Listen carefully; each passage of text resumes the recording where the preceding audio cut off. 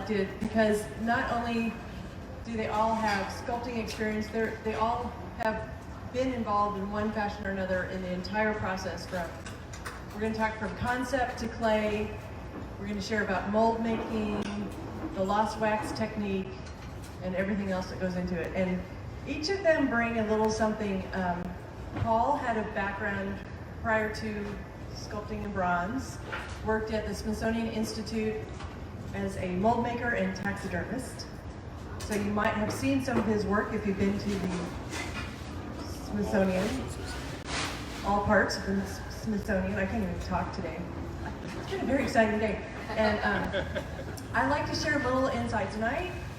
Tyson has worked in foundries, and you've worked with other sculptors, and you have a big project coming up that we can talk about too in the process that you're assisting on, but it's something we're all going to want to see for sure in Washington, D.C. as well. And one thing I'd like to share, Todd, I was explaining this to other people the other day because we all bring our background into our current life, and some of this armature that you use, you learned about from a previous career. I was a plumber for 11 years. So I don't tell people that. No, but so what I love about it is he's learned to take pieces of that to help support what he does now. It's amazing. Okay. And everyone should have a good plumber. And Kurt is just a cowboy. And if you want to know anything about horses, he's your guy. So with that, I think we shall just kind of, again, go down the row and concept. I think a lot of people wonder, and one thing that I've learned about sculptors is most of them think in 3D. So a lot of our painters might think in 2-dimension, and many of us might, but when these guys are coming up with an idea, it's really a 3-dimensional world that you live in. And how do you get from that to your clay? And I'm going to put Tyson on the spot and have you start. And maybe share a little bit about the piece right next to you. Okay. So conceptual design to bronze. My mind kind of goes all over the place, but just what? Just make it up. Just make it up. I'm being told to make it up. I usually come up with an idea, something that's important to me, and sketch it out on paper first. And then typically, I'll have to sketch out, but when I use the term sketching in clay, it means just a very small, quick model to see whether or not what I've drawn on the paper can actually work and exist in 3-dimensional space, and it often doesn't exactly the way I do. Or when I deal with a model and working with a real person to make the sculpture happen, they often can't articulate their bodies in the way that I kind of push the envelope in terms of the way the human form can move. So I always like to push the envelope there. But that's pretty well how we do it. Come up with a concept, go to sketch, do a smaller sketched version in clay, and then I'll move on to a larger version using live models. Primarily figurative, yeah. For me, I think I'm able to say things that I want to say best by using the human form. I think it's one of the more powerful. The human body is one of the more powerful forms for telling a story or narrative. I know it can be done with other things, but as human beings, we all walk around and we see each other all day, and I think we kind of identify with the human form. So that's why I've chosen that. And also you do the reliefs. Yeah. What do you want to say? So I do a lot of relief panels. You'll see some of those in my space. And I think that's actually one of the things that caught the eye of Sabin Howard, who is a premier sculptor in the country and who was recently awarded the job of creating the World War I Memorial for Washington, D.C. It's largely, I don't want to say it's relief, it's kind of high relief to full sculpture in the round. At any rate, so I think early on, I knew I liked sculpture, didn't have the money to do it or create it. And when I worked in the galleries, I heard people say, well, I like it, but I don't have floor space. I don't have anywhere I can put it. So I thought, well, how do we remedy that? And I thought, well, there's relief sculpture. So I can still do sculpture, but people will have wall space, they can hang it on the wall. And so I went in that direction, spent a lot of time kind of honing in on that skill. Which, that's how I initially moved in that direction. My ideas and concept, they can come from all different sorts of ways. And a lot of times projects for me will kind of exist as an idea, and then the idea starts, as I start playing with the idea in my head, something very abstract, I'll start literally sculpting it in my head. I almost never make drawings because I think in 3D. No, just kidding. But actually, I never really thought about it that way. In all seriousness, I rarely draw, so I'll work on it, and sometimes a piece will bounce around in my head for years, like literally years. And I'm starting a piece in a couple of weeks that has been in my mind. I did a study for it 6 years ago as a little miniature, and like that needs to be life size. And so I didn't know I was doing a study for it, but I did. And so as I kind of formulated how I wanted to do it, both the position of this particular hawk, then also how would I market it in terms of like, would it be an indoor piece, would it be an outdoor piece? And I deal with that issue of like, we don't have floor space. It's like, yeah, but you have a yard. So my stuff goes in gardens, so. But anyways, and then sometimes if I have the opportunity, if I can get a specimen, I will actually do a taxidermy mount of that specimen. And then I can work out my final composition with the taxidermy and the real animal. So this piece that I did that I'm going to do is a red-tailed hawk, and I was able to get one from Maryland Department of Natural Resources and said, I'll mount this for you, you can have it when I'm done, I'll use it as reference. And so I worked out a lot of the composition that way. When I can't, like last year I did a life-size polar bear, I couldn't get one of those. So when I was sculpting the thing, I was posting all of these time-lapse videos of the process of me sculpting it online, and people, like every leg and foot of that bear was cut off no less than 6, sometimes 10 times, and repositioned. People say, why do you keep moving the legs? It's like, it's not right. So a lot of times you have to work out those sorts of things, in real time. But I had an idea of where I wanted to go because I started with a study. And I think a lot of us here do studies. We do 3-dimensional sketches. It's a little study. So anyways, that's it. So I'm going to stay with you, and a lot of people might wonder, how do you go from your miniature study or a tabletop size study to bigger than life size? And can you explain to them what you use as sort of the foundation of that bear, and what you were cutting through when the neck was too long? What was under all that? Sorry about that.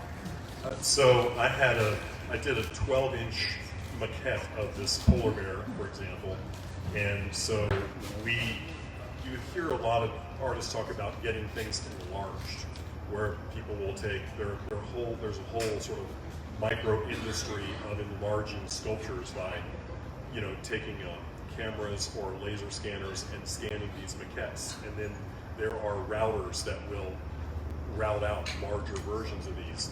Well, I'm kind of sloppy and impatient, so my maquettes tend to be a little off. And so something that I can get away with at a 12-inch scale doesn't work at a 7-inch scale. And so what I did was we used what's called photogrammetry, and so we took about 3 dozen photographs at different angles and all the way around, top layer, middle, and underneath. And we did all these photographs, we put them into a particular program that will create a 3D digital file of that particular sculpture, and then put it in another program and say, make it from here to here 7 feet. And so then that program will then give you, it plots out, who here knows what a topo map is? The topography map, where you have like you look at the map and you see like the circles, and it's like little stair steps, and it shows the mountains and everything. Well, basically this will plot out how to do that with my bear. So then we just cut the foam out, we glue it together. So everything is just foam. And I just used a 2-inch insulation foam from Home Depot, and I glue it all up. And if somebody wants to know more about this, I can show them a bunch of photographs that I did. And so I would just take a saw and I would just start sculpting with the saw. And then, the neck's too long. So I just cut, a couple inches off and I glue it back on. Now the neck's too short. And so I cut it off and I add more on there. So, that makes it very easy to kind of add and subtract. And I do all this work in foam before I even start with the clay. So if this doesn't make any sense, then you want it to make sense, then see me afterward and I can show you photographs and a picture's worth 1,000 words. That also helps with the weight. Yeah, so instead of using, like on the 7-foot polar bear, I still used probably, 400 pounds of clay, and it was only a couple inches thick. So it was 7 feet by 7 feet. So, I mean, you could save at $5 a pound. Let's use foam. The bear's in Tulsa. Place of many polar bears, Tulsa. And how did you end up landing that bear there? Go ahead and brag a little bit. Well, there's a wildlife art show in Tulsa called Nature Works, and they use it to raise money for conservation projects throughout eastern Oklahoma. And they use this art show to raise money for those conservation projects. And then every year, this is like this little stroke of genius they had. They create this. They have a monument program where every year they say this year we're going to do a polar bear, and so all the artists that want to participate, the people who are in that show, can come to that show with a polar bear maquette, and they give you the specs of how big that needs to be, and then they pick from the maquette, and then if you get the contract, then you do the one. So then what they do is they go into the business community or whatever arts community, and then they get patrons, and then for every person who wants to be a patron, they give $2,500, and then they pay for the bear, and then they have a lot of money left over for these projects, and then they donate the sculpture to the city. So they're creating a piece of public art, they're providing a really substantial project for an artist, and they're contributing to the conservation of the local region. So win, win, win. That's awesome. And we're very proud of you. And also Bryce, it was like they were taking turns. Bryce Pettit and Paul were taking turns being awarded. But okay, so I think that really helps people visualize that it's not 400 pounds. Oh, and by the way, somebody texted you last week and said that they read the polar bear was 40 feet long. The National Sculpture Society accidentally put that it was a 30-foot polar bear. Oh, yeah, 30. That's how telephone works. It's only 30 feet. I said 40, but yeah, so that would be a big bear. Hard to place. So, yeah. And Todd is very handy for us because he's right here. And if you were here last year, how many of you were here last year? Okay. Todd was. And right now, the Crow Warrior, who is cast in bronze, you saw him being worked on in clay last year. And it was quite a feat, and getting it in and out of here was also pretty exciting. And you also did some alterations, like with the length of the neck and things. So if you can maybe spin off of that and talk about how that came about, and you've got some great clay pieces here. Yeah, the mandatory neck adjustments, because his head fell off at least twice. One, it was here, and I was changing the neck. I had it set up there. I was like, yeah, I think that's pretty good. His face went. Is that a face plant? It was not. He did a full gainer and landed on the back of his head, which was really nice. But then when I was transporting him, I took him to Santa Fe and worked on him in the gallery, and then I'm transporting him to the foundry in Utah, and the top section came off the bottom section. I thought I had it lashed down really good so he would ride well, but the armature partly broke and the whole thing flipped over and he fell onto his back and his whole head ripped off yet again. And so I got to the foundry, like head in my hands, going, ah. So it's a couple days of frantic work in the foundry trying to put him back together. But it's amazing that you work at something, and especially me, because I don't know. Paul's got it down. You heard all the telemetry and the turbography and all that sort of things he's talking about. That's not how I do it. I put a couple of steel rods and I start putting some clay on, and I try to put some foam where I think that I'm going to have some volume, and then I cut it off and I put it back on. And Paul does that a little bit, but mine's much more hillbilly. But after all of that, you get to something that is hopefully moves somebody and is powerful. You were talking about concepts. The concept for him was very simple. I'm going to make this big giant dude, and how is he going to interact with people? And he's so big, the only way he could truly interact is to stare down at you. Well, that's intimidating as it is. So now this intimidating man, why is he intimidating? And so the story, what's the reasoning behind it? Had an excellent conversation with a Crow medicine man about face paint and other things that they do, that the whole story just starts evolving and coming together, and pretty soon, at the very end of it, hopefully people walk in and go, oh my goodness, look at that. And they're moved by the story or the presence of the piece, or tenderness of the piece. It doesn't have to be just power, it could be all sorts of things. But somehow there's an end goal that develops in this very organic way for me. It never happens in a very machine-like way for me at all. And I'm just going to say, it's really interesting to watch as you come day after day here. I swear just yesterday, that was just an armature, and today I see Charlie Chaplin. So, I mean, they don't waste time here. They really get their work done. But now, if the warrior were to fall over today, his head would not fall off. However, the asphalt pavement would probably be impacted. But, so we'll talk about why it's good to get him into bronze in just a minute. But if you want to share a little bit about, the inspiration to your work. Oh, okay. Well, when I, everything that I do is driven by the horse-human relationship. I grew up we grew up in the horse business. It's all about how smart these animals are and how that you become one with them. And these cowboys and these buckaroos are really good hands. There is so much history there. There is so much story. These animals are so terribly smart. And to be able to communicate that, because most people do not have the opportunity to spend the time that I have over many years. And part of being a cowboy, part of being a buckaroo is that it's an American thing. It's part of all of our history. And so if it isn't something that has come right out of the places that I've written for, it's work horseback every day. If it's not something from those experiences, I do a lot of reading, I look at a lot of history, and then I put that together. Because you've got to have, for good cowboy art, it has to be very narrative. And then when I find the story, then you begin to put the pieces together and you compose that. And there's 4 things. Now remember, world according to Kurt, so take it for what it's worth. There's 4 things that make great sculpture once you get past anatomical concerns. It's mass, texture, light, and design. A horse is a mass on 4 sticks. You've got to be able to mass this guy, connect things, and walk people through the piece so that it's a constant adventure. Because ultimately, we're talking about 3D and all of that.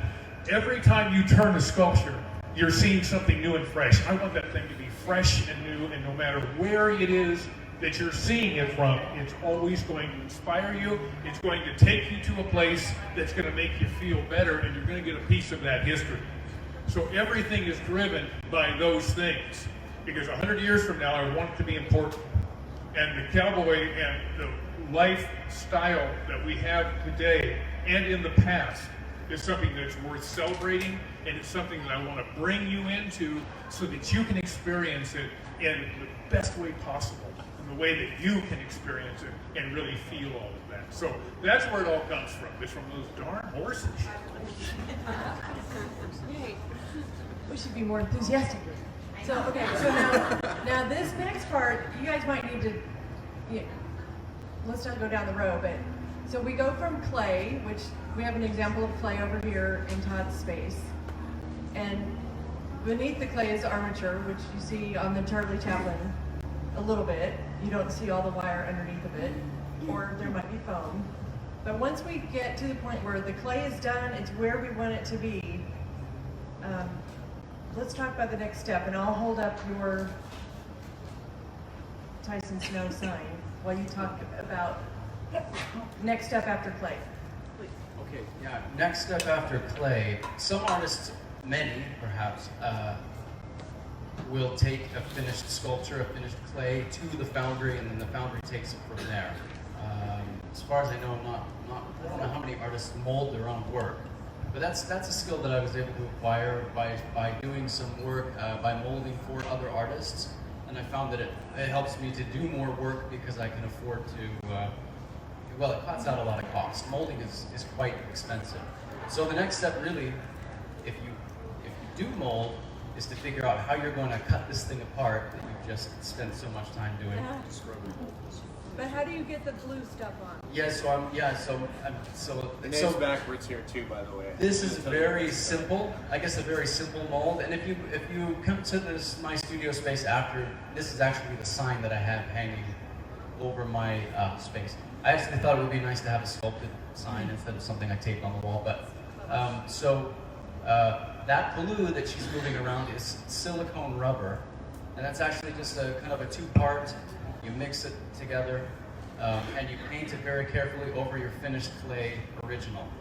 And once that sets, plaster. The next layer is plaster, which they call the mother mold, and I believe they call it a mother mold because it cradles the rubber, like a mother cradles her baby. That mother mold will cradle the rubber as it's supposed to remain.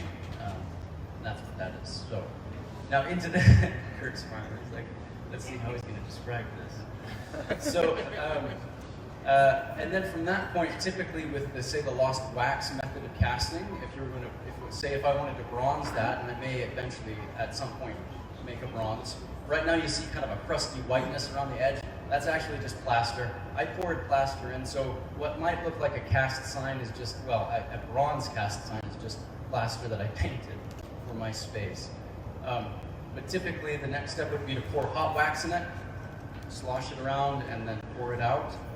And there's another mold there that looks like it's a closed one, and maybe somebody will describe that. But essentially, if it's a closed mold, you fill the mold with wax and pour it out, kind of like you would around the holidays, creating like hollow chocolate bunnies or Santas or whatever. And it pours in. Now, once that's done, the foundry then takes it and puts it on an all wax pouring system, and then runs it through, and it's bronze, and that's a very. Come on, Tyson. That would be the- Don't phone it in now. That would be the Kirk I just thought maybe someone else wanted to stab that. So everything is done in wax next, and they create a pouring system. So essentially, once you pour the wax out, you have a hollow wax copy of your clay original, and then that is taken by the foundry and added to a system of what becomes a cup. It's like a plumbing system. Like a plumb. Where the bronze will flow plumbing into the system. piece. Yeah, right. Ask me how I know.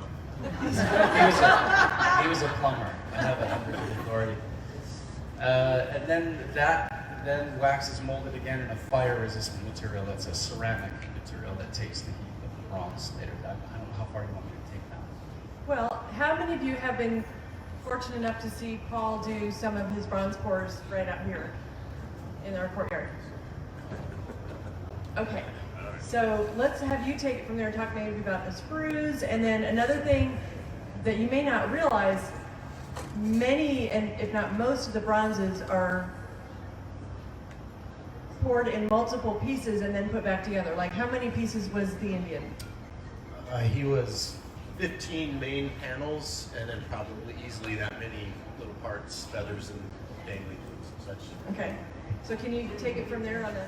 Okay, so after you have your hollow chocolate Easter bunny wax cast or reproduction of your sculpture, then depending on how big it is, it gets cut into pieces, and then as Todd was saying, you put these sort of wax rods on the thing, almost like a funnel that you attach to your wax panel. So let's say you got your Easter bunny, you're going to cut the head off.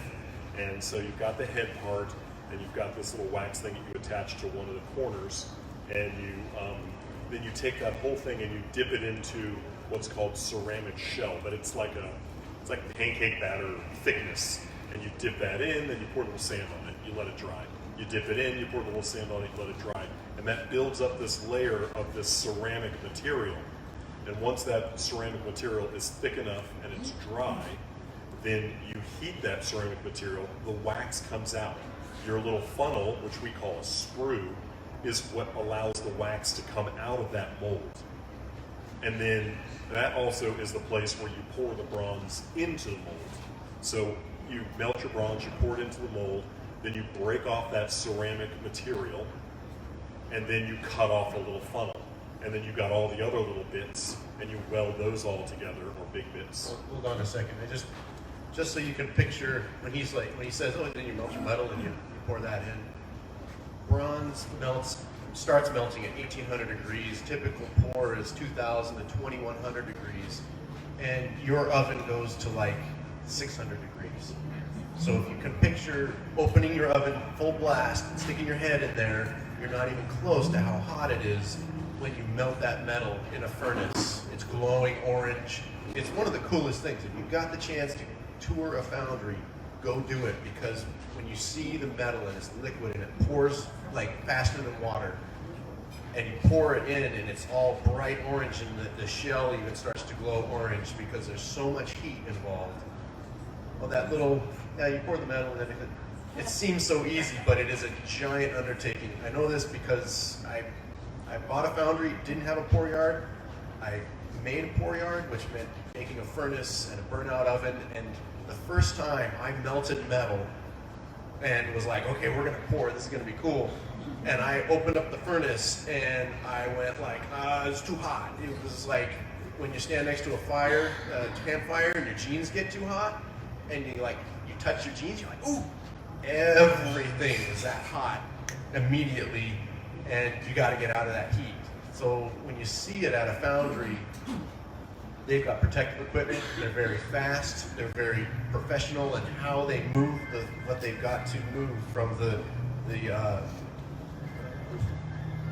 crucible with the into the pour shank. How they manipulate everything is very exacting, because that heat and the time sensitivity of it, because that metal is cooling super quick. When you're going to pour it in, you only have a certain amount of time before it starts to thicken, and it no longer will flow into that mold that Paul was just talking about correctly. And you'll get a short pour where maybe a hand won't be there or an ear won't be there, and then you have to either ditch that whole thing or pour an ear or pour a hand and then weld it back together. So there's lots of things that can go wrong. All these, we've said it so many times that we are like, yeah, you just pour it and then you're done, it's okay. But in all reality, when you're going through it, each of those steps that Tyson and Paul have talked about are intense. And there's an intense amount of work that goes into every bronze that you see. It's not just, oh, well, that's pretty. That's pretty, and it's amazing that it even exists at all. I have some of that footage in my space. Oh, cool. Yeah. Tyson has some footage of that in his space. I have foundry footage, so anyone that wants to stop by and see the crucible. What's a crucible? A crucible. Anybody not know what a crucible is?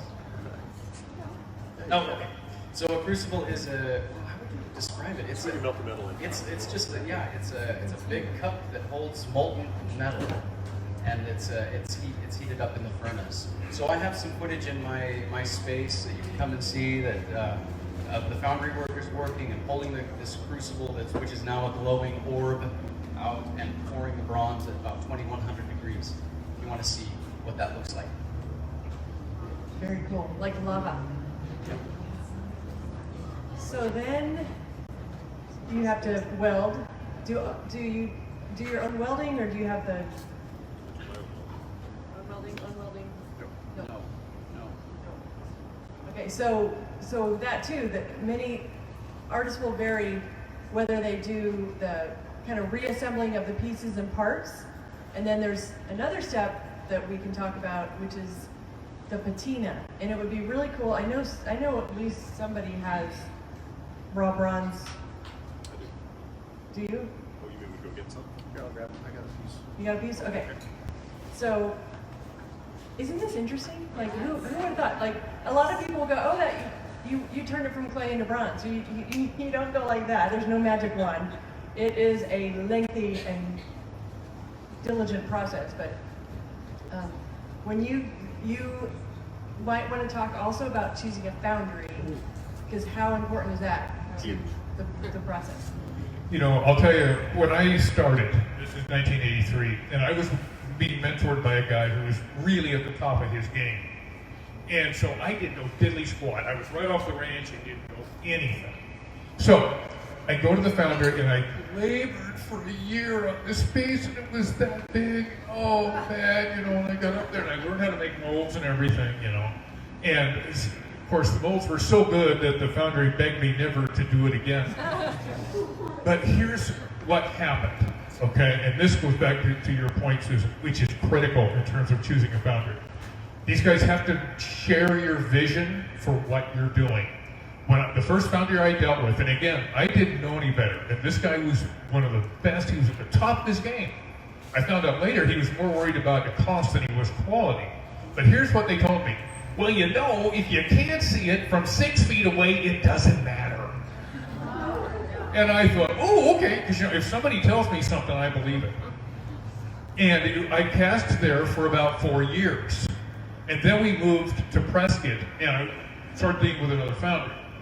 And then I started to see, oh crud, and now it goes back to, if they have to be able to catch the vision of what you're doing and be able to handle, for my work, for instance, it's very difficult for a lot of foundries to deal with, partially because the textures and all the rest of it are so complex. There's a lot of junk going on. I tell everybody, I got dust and crud everywhere.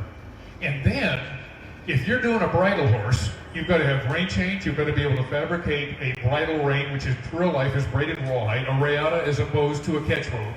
All of those things have to be right, and I have a way I want them done. Because as the collector, I owe it to you that that piece is dead on.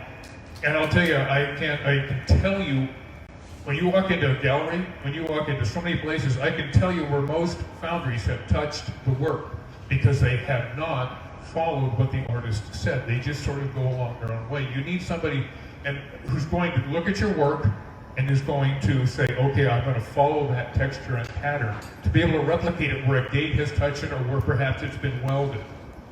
I'll give you another example. Another foundry we used, this was 7-8 years ago up in Utah, and they were handling figurative work wonderfully.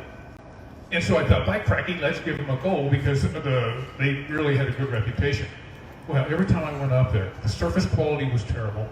They didn't understand anything in terms of the ropes and arrangement, and I left examples. I would make them and say, here's what I want. Then I'd go back up for checks, and it was all wrong.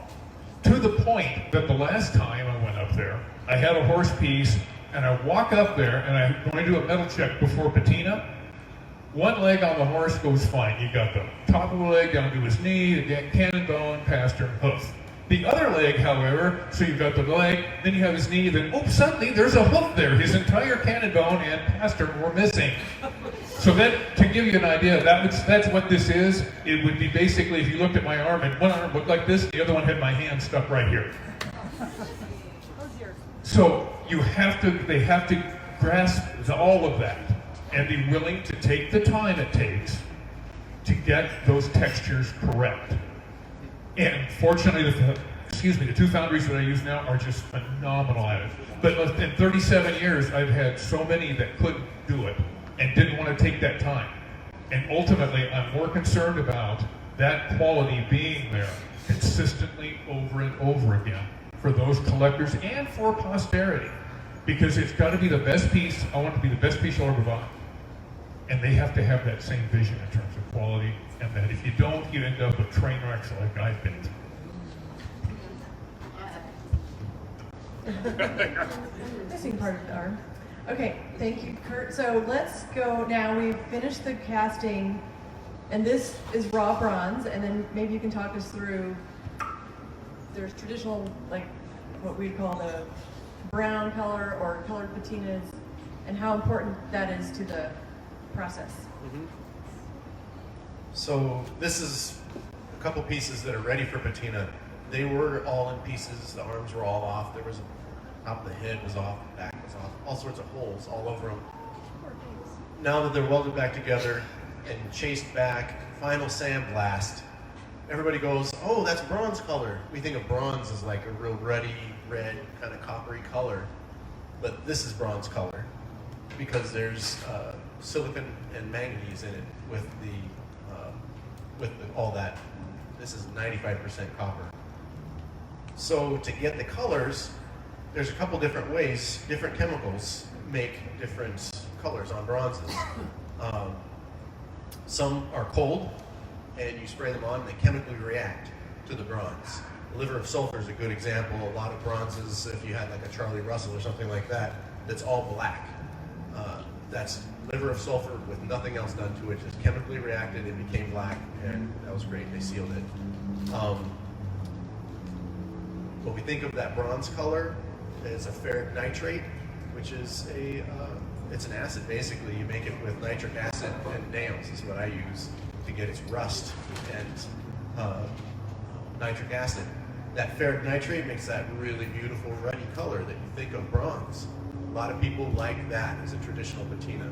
Just that ruddy bronze. Maybe they go liver of sulfur, scrub it back, do some ferric nitrate over it. It gives a real beautiful classic patina. For me personally, I like color. I don't like color that looks cheesy. Does that make sense? That it's like painted on, it looks just like, oh, this is plastic. But I like it when things have some life to the colors, and you can get that with different chemicals. Titanium oxide mixed in some other nitrate, like a bismuth, can get you a real white. And then that white with some ferric nitrate over it gets you a real beautiful buckskin color. Cupric nitrate is a greenish, it's basically copper rust and nitric acid. Beautiful greens. So there's lots of different ways. Typically those patinas are all put on hot. So you heat the bronze up to about 200 degrees with a torch. Paul's always doing it out there. If you come back to the show enough times, you'll see Paul doing a patina that is hot. Typically he's got the torch out there. He's just heating the bronze up to about 200 degrees. This kind of pale yellow gold color turns like real rich yellow. And then the piece is ready for that patina to really bite on and become a part of the piece. For me, it's challenging to come up with the right patina for the piece and the right patina for the collector. Because if you have a collection of all traditional red or brown bronzes, and you put one of my colorful bronzes in there, it's going to look silly. And I don't want my piece to look silly in your collection. I want my piece to fit and look beautiful with all the rest of your pieces you've collected. So the collector and the piece really, for me, dictate what patina needs to be on it. I love color, but I love it when it's subtle and it gives you a feeling for that person or piece that is heightened, but doesn't detract by it being overly bright. Excellent explanation, don't you think? Well done. So the fascinating thing about that too, how many of you have ever ordered a bronze in what we call precast? Which means it's in the clay, and typically bronzes are done in addition of anything from a one-off to 8 to 24. Each artist sort of has their number, and typically the larger the piece, the lower the addition, right? More or less, yeah. You might not do 25 polar bears, but you might do 8.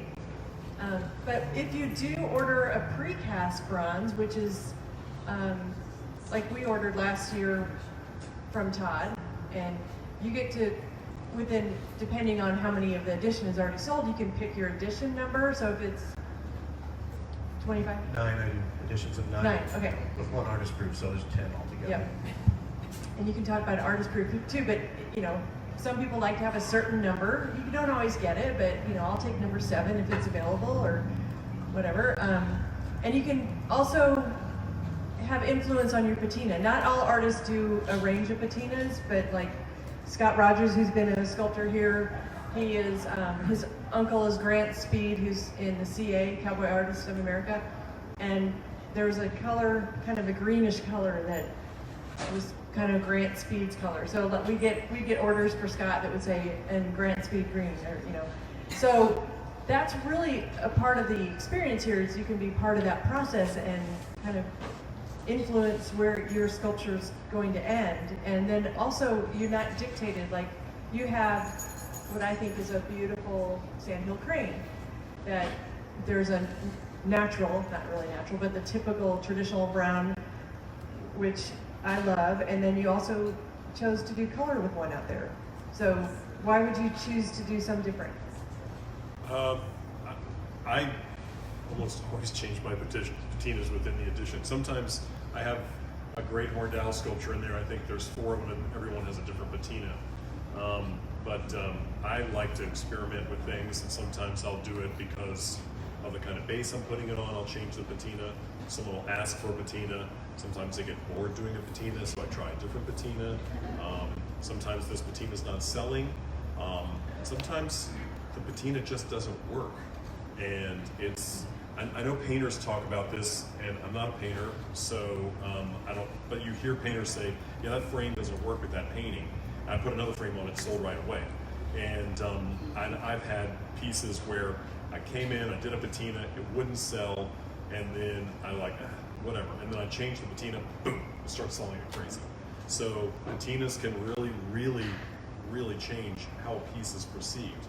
Patinas can accentuate or de-accentuate. Does that work? It is now. It is now. The surface quality of a piece. I have a very specific surface quality, and some of my patinas do kind of hide that. And sometimes it's good, and sometimes it's not good. But yeah, so it's just part of it. I mean, it's once you've done the sculpture, the patina can radically change how a piece looks. So I haven't figured it out yet. What color was your polar bear? My polar bear was white. I didn't really want a white polar bear. I would have preferred a highly polished silver, but they wanted a white polar bear. By golly, they got a white polar bear. So Tyson, the piece to your right, it might be kind of fun to talk about that too, because it's actually 2 artists involved in that. I don't typically do, and you obviously see decent lighting, but I don't typically do collaborations. This is the first, and it's proved to be a very Can you hear? interesting piece. Can you hear me? So, in terms of patina, this piece is really quite extraordinary, and I know there are a few artists, at least a couple of sculptors that I know of in the show that use a patineur as a fancy word for somebody that does patina for a living, who is one of the best in the country, and so he does patinas on my sculpture. But this piece here is his addition to the collaboration. He has such a command of the chemicals, because it's not easy. I think anyone that's tried their hand at patina, going back to working with a good foundry versus a bad, I've worked with a foundry that tried to do patinas on my pieces, and it was not what I was looking for. As well as I thought I could describe what I was trying to capture, they just couldn't do it. And time after time after time, and if it's not right, they've got to take it and sandblast the thing back to the kind of the matte finish again and start over again. You can't just kind of keep working on it. It's got to be done right. Anyway, I was so frustrated that I really, at one point I thought I was going to cry because I just couldn't get this thing to look, so I ended up meeting this fella. Nathan Bennett is his name, and so this piece is a collaboration with Nathan Bennett. And again, this is oxidation on bronze plate. It's not a traditional painting. He'll use a brush maybe in a traditional way, but dipped into chemicals, added to the plate, and then hit with this torch, which instantly oxidizes on the surface of the plate, which is really, and it really has a beautiful jewel-like surface. That's not an easy thing to do. You got to not only know the chemicals you're working with, but also the amount of heat, because you can burn the patina. You can burn something that might be a nice, lovely red, and it start going purple, like a dark color. So yeah, that's that piece. At what point can you no longer change the patina, Paul? Dude, we don't- just had this conversation What? after it's waxed. Oh yeah. I had a piece done that's too large to talk about. That the patineur didn't do what I asked him to do, and I knew that I could fix it. I could cheat it out afterwards. More mic. More cowbell. The guy didn't do the patina the way I wanted. It looks fine, but it wasn't what I envisioned. And I said, just tell me you didn't wax it, because then I could come back and he had waxed the whole thing. And at that point, now I have to burn the wax off. I can't even just sandblast it, because the sandblast will put the wax into the metal. So I have to burn the wax off and then sandblast it. So I'm not sure why he waxed it. He never waxes. He never waxes it, but he did that time. But he did that one. So anyway. So, Paul typically does bronze pours, and they're perhaps an abbreviated version, although sometimes I do see you using the mold. It is cool when you see him paint the blue, or it can be other colors, right? The silicone. But tell us, what days and what times are you typically pouring? This year I'm going to do them Tuesdays and Sundays at 2. So I'm not quite ready to start pouring bronze like next week, because I have to make some molds. But I'll probably do some patinas on Tuesday and Sunday. So I'll do some patina demos, and then I'll start pouring in a week or two, like maybe a week and a half. So Tuesdays and Sundays at 2, you can watch that. It's truly, truly exciting to see. And you can see video in Tyson's studio and get stories from all these guys. I don't know what time it is, but I always like to open up and see who's got questions. Questions? What? 4:50. Okay, time for questions. I know. Okay, Deanna. Well, I buy so far acrylic and precast, which I love. But my point is do you use the same patinus? I mean, I know a lot of artists who use the same patinus, or do you do your own patina every time? I mean, Do you use the same patineur? Yeah, Patinure. Painter? That's good, Deanna. Good for you. Yeah. Oh, I love that. We use the same patineur at each time. Now, I use 2 different foundries, one here locally at Prescott and one up in Utah. And what we do is I'll have each of those foundries learn the patinas, because we use primarily 4 different patinas, and they need to have consistency throughout. So if we're casting one piece up in Utah, he needs to be able to match what they do here in Prescott and vice versa. So each one they both have very good patineurs, so that's what I use. And if we want to develop something new, then I go up there and we develop it right there and get the formulas all but figured they out. pretty much know you. Yes. They know your, that's why I guess I'm asking this, because we know sculptures and the patinure. The patinille. Patinure. Yeah, that's good. That's good. Thank you. No. 4 sculptors get together, and then they'll have 10 different opinions about foundries. Because the favorite thing that sculptors like to do when they get around is complain about foundries. And so it's it's one of those things where it transcends religion and politics. We all love to complain about foundries. So and if you have a great patineur, that is really gold, because you can get that consistency. I don't have that. I have patineurs that do great work, and then the next time they just do like they phone it in, or they don't understand what I'm trying to do. And then sometimes I'm doing it, sometimes I don't do great work, and sometimes I just screw it up, and then I get to do it over again. So I myself am not a great patineur, but I also do a lot of my own metal work, because I'm altering pieces and fitting them to custom bases, like a basalt column or a barn beam. And so I'm the person who gets it last, so I end up doing the patina. So I am learning to be a better patineur. That's a good question. Yes. I have a question about trying to get patination off. You indicate you have to sandblast it off. Is that change the underlying structure that you result? Depends on how many times you do it. So I'm going to repeat the question. If you have to sandblast the patina off to redo it, does it change like the structure or the Yeah. surface? You do it a couple times. I don't think it's a big deal, but there are some people who have a very, like for example, when Jason Napier was here, he has a very, very, very smooth surface. So after you sandblast, he has to go in and sand everything, and so I don't suffer from that. My texture is very rough, and so you can beat it up pretty much. So, but yeah, I mean, it's very, very fine.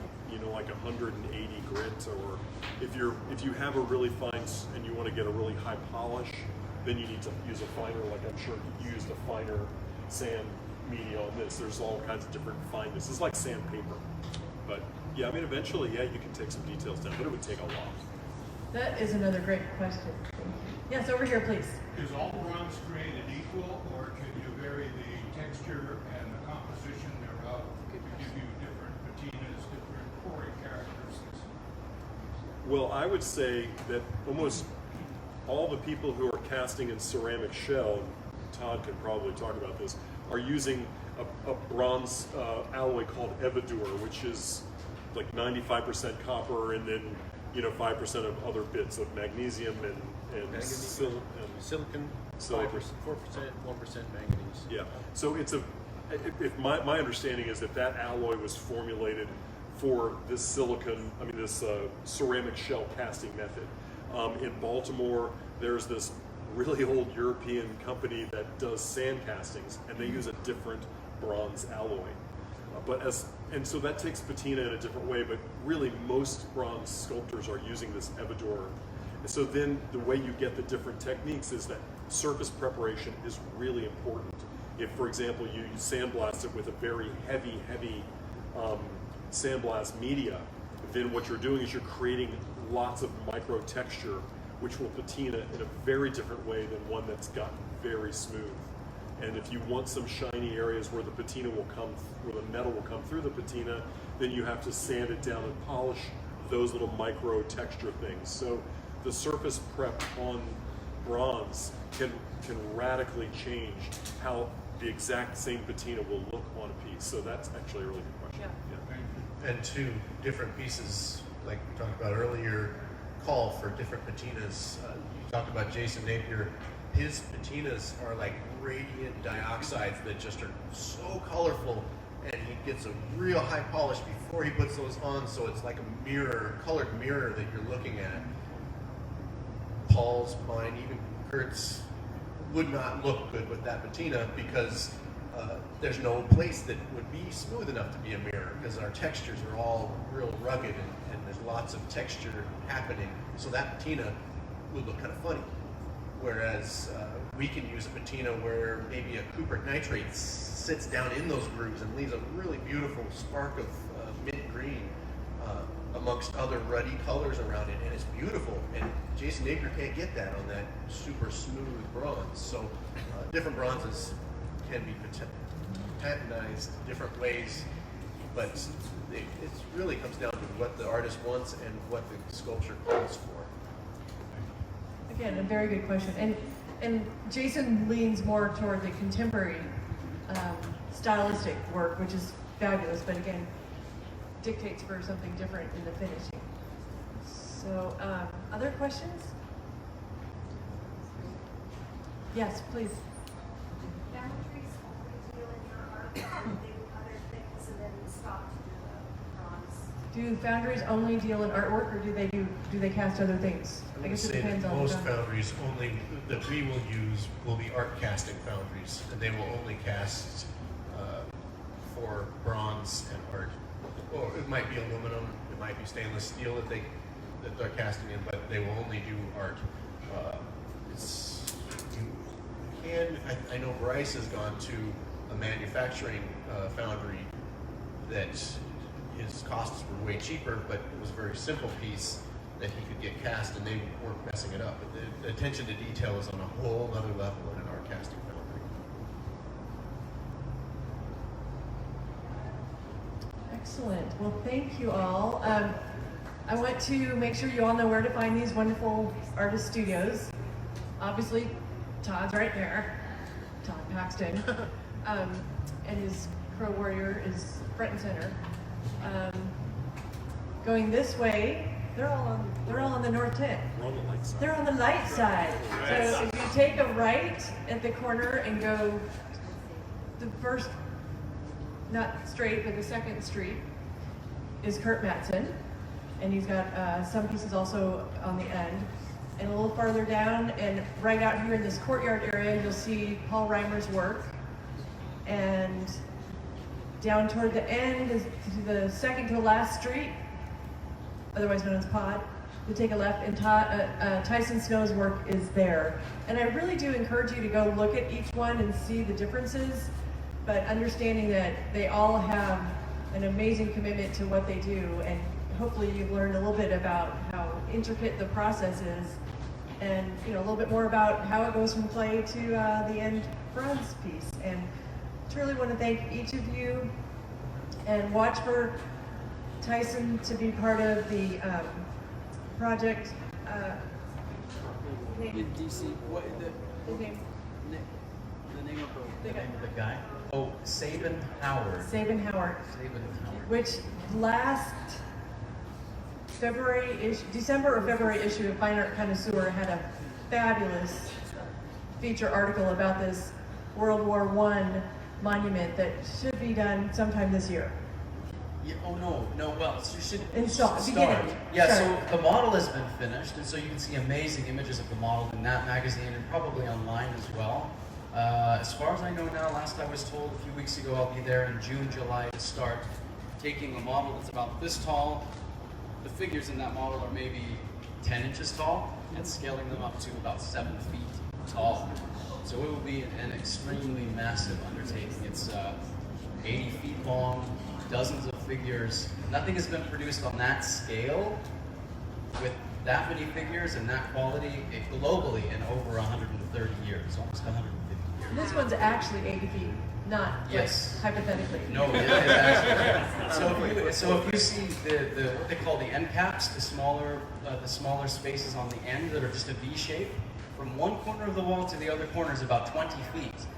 So if you stand in front of those and you see the length, imagine this monument will be 4 times that length, which is really, it's going to be a massive undertaking. We may have to do a group trip to DC and have our guided tour. Yeah, Yes. haven't seen it. Awesome. And you can find Paul Reimer right here and in museums and monuments throughout the country. I happened to be in San Antonio at the Briscoe Museum and saw Kurt and Paul both featured there. That was exciting. Todd, you can find here in galleries, and this guy's going to live in a museum in Springfield after the show, and you have monuments elsewhere. And these guys are rock stars. Kurt, you're in museums across the country. You can find him here. He's got a beautiful studio up in Cave Creek. And we just thank you all for being here and being part of the celebration of fine art. And we look forward to next week. We're going to talk about jewelry, facets of jewelry. Thank you.